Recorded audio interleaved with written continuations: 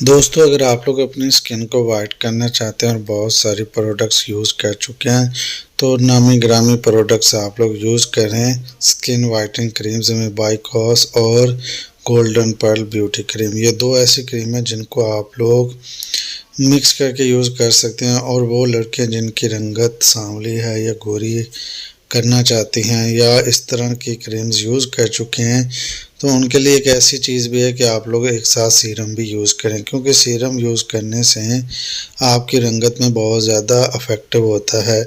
और बाज़ क्रीमों का जो टेक्सचर होता है वो बहुत ज़्यादा हार्ड होता है, तो उसमें आप लोग वाइटनिंग क्रीम भी वाइटनिंग क्रीम में वाइटनिंग कैप्सूल जो सफ़ेद वाला होता है वो भी यूज़ कर सकते हैं। इस क्रीम को लड़के लड़कियां यूज़ कर सकते हैं। वीडियो अच्छी लगी तो लाइक करें।